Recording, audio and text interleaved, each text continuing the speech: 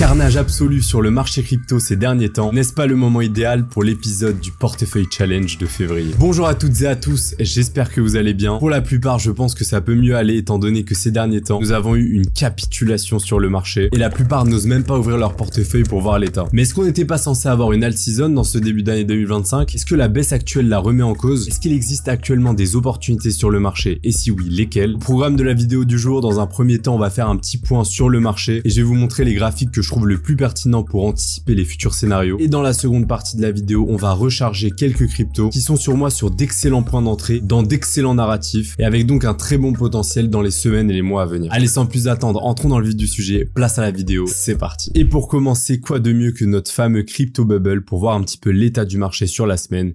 Et sans surprise, c'est un carnage sur la plupart des altcoins, avec en moyenne des baisses allant de 20 à 25%. Et si on prend un petit peu de recul et on regarde sur le mois écoulé, donc pareil, sur les 30 derniers jours, on est quand même sur un marché qui saigne considérablement. Si on regarde au niveau du Fear and Greed Index qui évalue le sentiment du marché à l'heure actuelle, on est retourné dans une zone de peur. Sincèrement, je pensais pas qu'on allait retourner de sitôt dans cette zone, sachant qu'on a quand même un Bitcoin qui reste proche des 100 000 $. Mais comme vous avez dû le voir, on a eu une énorme mèche de liquidation ces derniers jours, avec un Ethereum qui transigeait près des 2100 $. Et évidemment, cette cascade de liquidation a entraîné une peur sur le marché qui s'est généralisée. Et comme vous le savez, quand on a les sentiments qui commencent à prendre part sur le marché, c'est généralement de très belles opportunités pour faire l'inverse de ce que pense la majorité. Quand on descend un petit peu et on regarde au niveau du Fear and Greed assez global, on peut voir qu'on était quand même arrivé sur des zones euphoriques vers fin novembre 2024 lorsqu'on avait eu un début d'alt season et que depuis on a drastiquement baissé, on est proche des 46. On peut voir que précédemment cet été on était proche des 20-25, donc on a encore de la marge à la baisse, mais clairement quand on a ce genre de grosse capitulation d'un coup, historiquement comme on a pu avoir par exemple avec le Covid en 2019 ou plus récemment avec FTX et le crash de Luna en 2022, lorsqu'on a ce genre de grosse capitulation rapide sur les altcoins, lorsqu'on prend du recul, c'est généralement de très belles opportunités d'achat. Évidemment, je ne dis pas que ça va se passer à coup sûr, mais en tout cas à l'heure actuelle, je pense qu'il n'y a pas de quoi s'inquiéter et qu'il est bien plus intéressant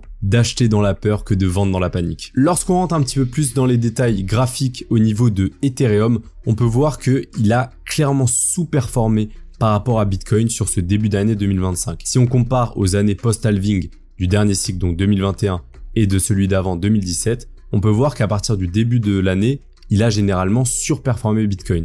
Et pour le moment, c'est vrai qu'on se situe quand même sur une grosse faiblesse d'Ethereum qui en général est quand même le leader des altcoins. Donc lorsqu'Ethereum va bien, le reste du marché va bien. À l'heure actuelle, Ethereum n'est vraiment pas dans un bon état. Et cette panique est bien traduite sur les réseaux sociaux étant donné que la recherche du mot bear market n'a jamais été aussi élevée depuis fin 2024. Et généralement, encore une fois, lorsque le sentiment des investisseurs particuliers est négatif, généralement, c'est de très belles zones pour poser des bottoms, donc des plus bas de marché. Et vous me voyez venir si vous suivez la chaîne depuis un certain temps. Ce qui va être intéressant n'est pas de regarder le sentiment du marché global, mais regarder ce que font derrière les rideaux, les gros investisseurs qui manipulent clairement le marché. Et je vous ai donc trouvé un graphique qui résume parfaitement la chose. On voit que les gros investisseurs qui sont en rose sont en train d'accumuler assez massivement depuis ce début d'année 2025, on voit que ça repart à la hausse. Et à l'inverse, on a la ligne violette qui symbolise les retails, donc les investisseurs particuliers. Ceux qui sont beaucoup plus assujettis aux différentes variations des émotions sont en train de vendre clairement dans la panique liée à la capitulation qu'on a eu ces derniers jours. À savoir que là, on parle uniquement de Bitcoin, mais ce genre d'exemple s'applique clairement sur le reste du marché. Donc voilà, pour résumer le petit point global sur le marché qu'on vient de faire, on a une peur irrationnelle qui arrive sur le marché pour les particuliers et à l'inverse, les gros investisseurs et les fonds d'investissement continuent d'accumuler et rachètent les cryptos de ceux qui paniquent. Je reste donc convaincu que les prochains mois et cette année 2025 nous donnera de très belles performances sur certaines cryptos et c'est pour cela qu'on va en recharger 3 d'entre elles dans ce challenge. Et juste avant de passer à ça, évidemment, pour ceux qui ne sont pas abonnés, je vous invite vraiment à le faire en cliquant sur le petit bouton juste ici. Ça vous permettra d'être tenu au courant des prochaines vidéos et de pas rater les différentes analyses de la chaîne. Merci beaucoup à ceux qui le feront, place aux 3 cryptos du moment. Et pour cela, on se retrouve donc sur la plateforme du challenge qui n'est autre que BingX. Et comme d'habitude, vous pouvez choisir cette plateforme ou une autre. Je choisis celle-là parce qu'elle a énormément de cryptos différentes, que les frais sont extrêmement bas et que ça permet donc de centraliser le challenge uniquement sur une seule plateforme. Je précise évidemment comme à chaque fois, je ne suis pas payé par la plateforme pour la mettre en avant, mais si vous voulez suivre le challenge et soutenir la chaîne, vous pouvez créer un compte en cliquant sur le lien juste en description. Et en plus en ce moment, il y a pas mal de bonus d'inscription, donc autant en profiter, sachant que le marché pour l'instant n'est pas très fameux. Donc pour le moment, où est-ce qu'on en est? Hop, on va cliquer juste ici. On est actuellement à 4200 $ sur le challenge. challenge, à savoir qu'on a commencé en mars 2024, donc au plus haut des altcoins, et qu'on a lissé nos investissements durant tous les mois qui ont suivi. Vous l'aurez compris, étant donné que les alts ont énormément souffert, on est sur une contre-performance sur le portefeuille à l'heure actuelle. Mais vous le savez, on investit à horizon moyen-long terme. À l'heure actuelle, c'est la panique sur les altcoins, donc je pense sincèrement que d'ici quelques semaines à quelques mois, on aura retrouvé de très belles couleurs positives sur le marché. J'ai donc rechargé, comme vous voyez juste ici, des USDT, on en a à peu près 700, on va recharger comme d'habitude 500 $ sur ce challenge de février. Ah oui, petit point avant de passer à la suite, c'est important de le rappeler, mais cette vidéo n'est pas un conseil en investissement, c'est pas mon portefeuille principal, c'est un portefeuille exemple pour voir un petit peu ce qu'il est possible de faire même en commençant au pire moment, donc au sommet de 2024. Je vous partage les données que je trouve les plus intéressantes et évidemment avant d'acheter n'importe quelle crypto présentée dans la vidéo, faites des recherches complémentaires parce que vous êtes le seul maître de vos propres décisions d'investissement. Allez, parenthèse fermée, on passe à la suite. Et sur quelle crypto on va partir? Je commence encore une fois par la crypto IO du projet IONET. Déjà, on peut voir graphiquement qu'on est sur une énorme zone d'accumulation.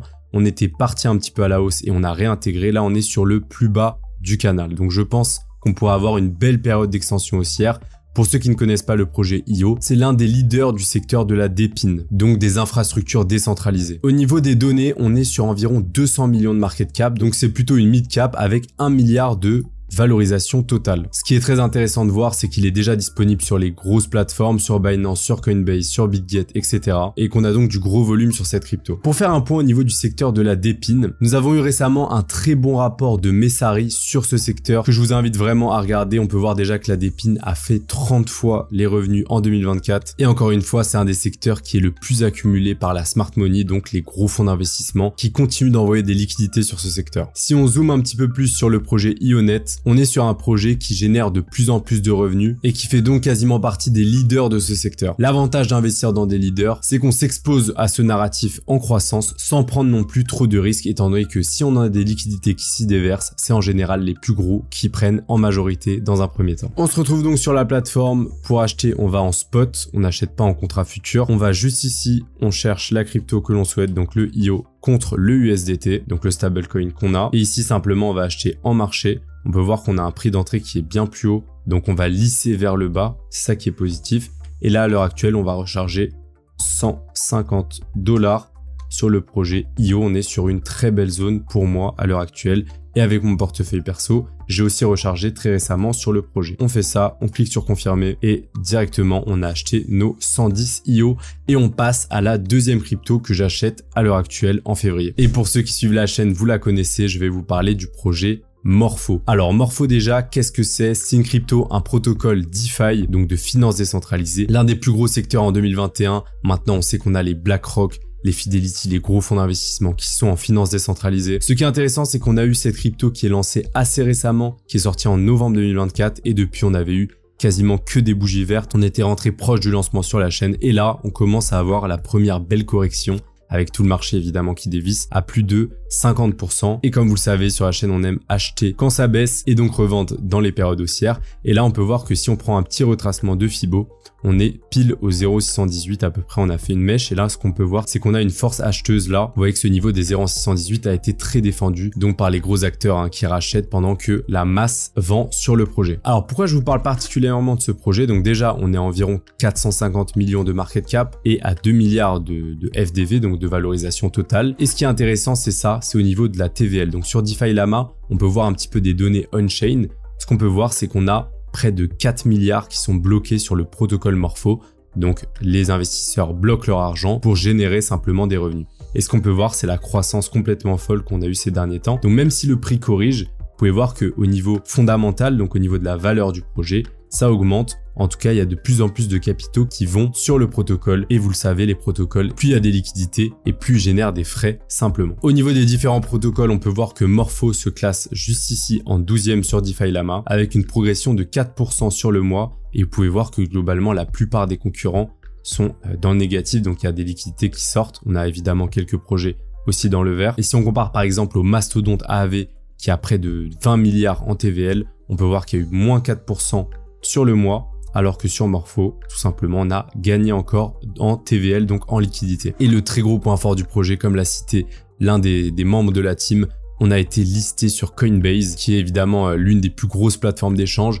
et Morpho est aussi sur Coinbase Wallet. Toute la DeFi en fait de Coinbase va se passer sur Morpho depuis qu'ils ont bridgé leur protocole sur la blockchain Base, donc la blockchain de Coinbase. C'est évidemment une énorme avancée pour le projet, un gage de sérieux et qui va donc naturellement drainer encore plus de liquidités et donc faire générer encore plus de revenus pour le projet. On va donc sur notre plateforme, on va taper le Morpho, on est juste ici.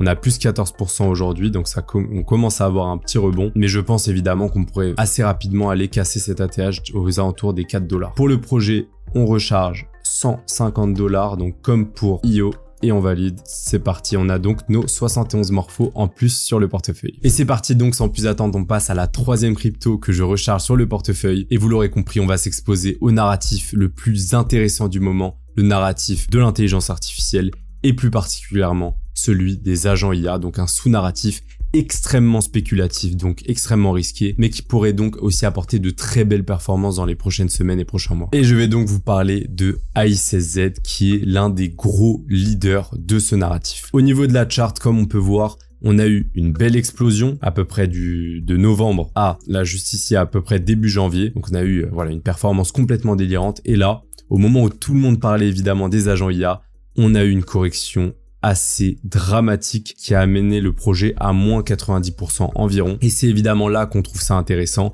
J'avais rechargé d'ailleurs précédemment sur le challenge proche des 0,618. Vous pouvez voir qu'on avait eu quand même un beau petit rebond. Mais évidemment, ce secteur qui est ultra spéculatif à la hausse comme à la baisse, on a eu encore une très belle baisse. Et pourquoi je vous en parle à l'heure actuelle? Parce qu'on généralement en crypto, on dit de ne pas acheter les couteaux qui tombent, donc les grosses bougies rouge quand ça tombe d'un coup. On préfère attendre quand ça reconsolide. C'est parce que là, on est pile au niveau des 0,886. Donc comme pour les 0,618, c'est des gros niveaux. En général, on a une réaction à la hausse du prix. Et là, je pense, on commence à avoir quelques petites réactions. Je pense donc que sur ces niveaux de prix, voilà, on est clairement sous-valorisé. On est proche des 300 millions, entre 300 et 400 millions, alors qu'on était à plus de 2 milliards. Et c'est le projet sur lequel il y a le plus avancé au niveau des agents IA. Donc, de plus en plus de développeurs qui s'y positionnent. On a tous les gros cerveaux américains qui sont dessus. Et encore une fois, c'est aussi l'un des secteurs les plus spéculatifs à l'heure actuelle. Donc, quand ça baisse extrêmement fort. Comme on a pu voir, quand ça monte, ça peut monter évidemment encore plus fort, comme on a pu voir précédemment. Et donc là, au niveau des targets, dans un premier temps, on pourrait viser déjà un premier retracement, donc c'est au niveau des 0,382, ce qui nous ferait déjà, à partir du prix actuel, quasiment un x3. Je pense vraiment qu'on pourrait faire un x3 dans les prochaines semaines. Après ce massacre, ce serait simplement un rebond. Maintenant, vous l'aurez compris, si on casse du coup ces 2,5, pour l'instant on n'y est pas du tout, faut qu'on ait encore une euphorie qui revienne un petit peu, mais si on casse ces 2,5, on est sur plus d'un x7 et sur A16Z, dépasser plusieurs milliards, c'est absolument pas déconnant, surtout avec tout ce qui est en train de se créer autour du projet. Alors au niveau des datas, on est à peu près 300 millions de market cap, 377 millions au moment où je tourne la vidéo, et tous les jetons sont en circulation, donc on est pareil en valorisation totale aussi à un peu moins de 400 millions. Et comme je l'ai dit précédemment, au niveau du narratif des agents IA, sur les 90 derniers jours, malgré la chute complète qu'on a eue sur les altcoins, on est quand même sur un des narratifs qui a quand même été le plus spéculatif, donc il y a eu les meilleures performances. Et pareil au niveau du mindshare, on est dans le top 3. Donc le mindshare, c'est tout simplement les narratifs les plus en vogue, donc les plus discutés sur les réseaux sociaux et qui bénéficient de plus d'attention de la part des développeurs, des investisseurs, des fonds d'investissement, etc. Et on se retrouve donc directement sur notre plateforme. On va taper le projet A16Z. Pareil, il n'est pas encore listé sur les très grosses plateformes. Étant donné que c'est le leader du narratif, il pourrait être listé, qui devrait donc évidemment profiter au niveau du prix. Donc là, vous pouvez voir que par rapport au dernier achat, on est clairement sur voilà un moins 70%, très spéculatif. On avait commencé à recharger peut-être un petit peu tôt. Et là, on va donc recharger un petit peu plus fort. On va taper les 200 $ restants pour la vidéo. Donc 200, 150 et 150. On est bien sur les 500 $ à allouer sur le mois. Et au prix actuel, je pense que c'est vraiment très intéressant. On confirme. Et c'est parti. On a donc nos presque 600 A16Z rechargés sur le portefeuille. Et voilà, donc c'en est tout pour cette vidéo portefeuille challenge de février. Pour faire un petit point, vous l'aurez compris, à mes yeux, c'est le pire moment de paniquer. C'est vraiment le pire moment pour vendre dans la peur. Historiquement, les grosses capitulations comme ça marquent des points bas. Et pour ceux qui n'ont pas de liquidité encore à allouer, la meilleure chose à faire de mon point de vue, c'est de prendre un petit peu de recul et de revenir lorsqu'on aura de plus belles périodes, probablement d'ici mars à avril. Si ce genre de vidéo vous plaît, où je vous partage vraiment les prises de position que je fais sur un portefeuille type, n'oubliez pas de mettre un petit pouce bleu pour le soutien. Pour continuer sur la chaîne, vous pouvez cliquer sur la vidéo que vous verrez juste ici. Et nous, comme d'habitude, on se dit à très vite pour une prochaine. Prenez soin de vous. C'était CryptoFrigo. Ciao.